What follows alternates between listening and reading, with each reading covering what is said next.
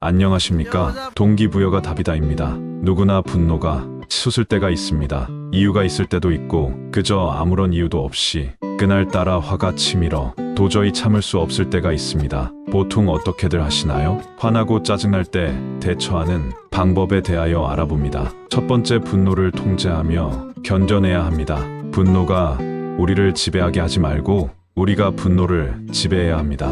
두 번째, 호통을 부리면서 해결되는 문제는 없습니다. 차분하게 상황을 평가하고 문제를 해결하는 방법을 찾아야 합니다. 세 번째, 화를 품으면 몸과 마음에만 독이 퍼질 뿐 상대방에게 해를 끼치지 못합니다. 그러므로 우리는 화를 내지 않는 선택을 해야 합니다. 네 번째, 마음의 평정을 되찾기 위해 호흡을 깊게 하고 차분하게 생각해야 합니다. 쉰 호흡으로 몸과 마음을 안정시키고 문제에 대한 해결책을 찾아 나가야 합니다. 다섯 번째, 화날 때 가장 중요한 것은 자기 통제력을 유지하는 것입니다. 자기를 내쉬어 돌이켜보고 감정의 흐름을 조절하는 능력을 키워야 합니다.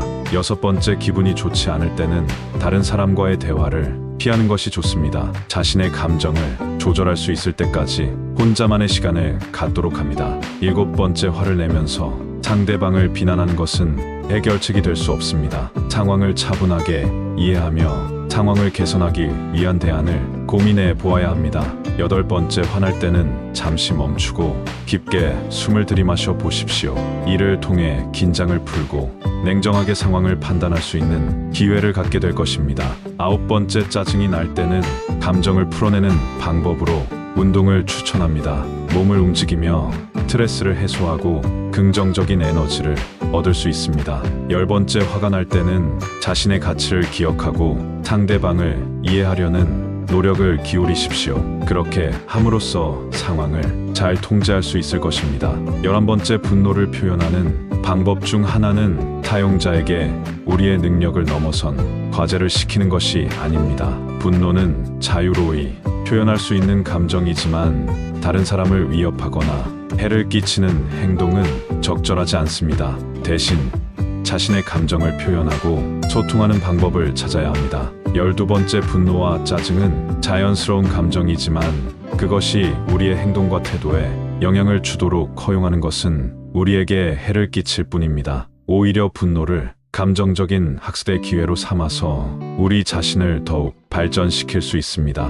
13번째, 분노를 억누르고 긍정적인 해결을 합니다. 부정적인 해결은 부정적인 결과를 가져오게 되고 악순환을 초래합니다. 화가 날 때는 감정을 조절하는 것이 잘 안 됩니다. 왜일까요? 화롯불에 불이 당겨졌는데 불을 끄려고 할수록 더 활활 타오르는 것을 경험하셨을 것입니다. 불난 집에 부채질하지 말라는 이야기가 있습니다. 부채질하려고 한 것은 아닌데 결과적으로는 상대방이 부채질하는 것으로 받아들이는 것인데, 화가 나면 감정이 이성을 통제하기 때문에 흔히들 이를 두고 이성을 잃어버렸다고 하잖아요. 자신을 물에 담그는 법을 알아야 하고 빨리 물속으로 들어가야 합니다. 실제로 물속이 아니라 물같이 차가운 냉철한 기운을 받아서 우선시켜야 합니다. 그러기 위해서는 자중해야 합니다. 무엇이든 일단 중단하고 다시 되돌아보는 여유를 가져야 합니다. 예로부터 참을인 자 3번이면 살인도 면한다는 이야기가